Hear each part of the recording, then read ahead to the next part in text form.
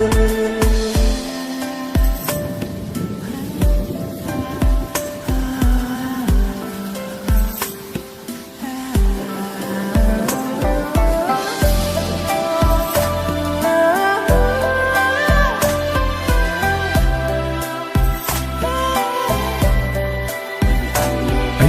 cảm thấy rung động và bối rối khi yêu ai không thể vui hay, kể từ khi anh có em đến khi bước qua nhau. Tình yêu ngày càng lớn thêm, tháng năm qua chưa bao giờ vơi đi một chút nào hết em ơi.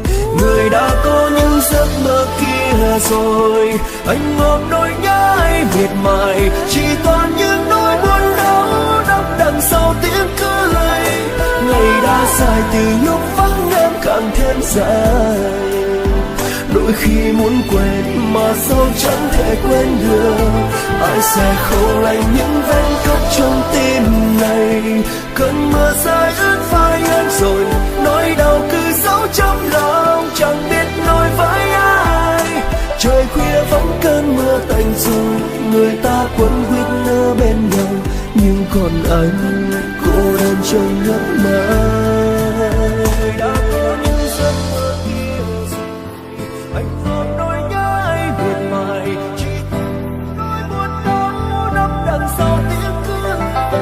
Ngày đã dài từ lúc vắng em càng thêm dài, đôi khi muốn quên mà sao chẳng thể quên được.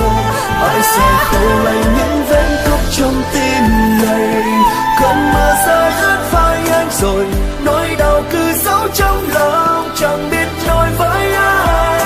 Trời khuya vẫn cơn mưa tạnh rồi, người ta quấn quýt ở bên nhau, nhưng còn anh cô đơn trong nước mắt. Trời khuya vẫn cơn mưa tạnh rồi, người ta quấn quýt ở bên nhau, nhưng còn anh cô đơn trong nước mắt.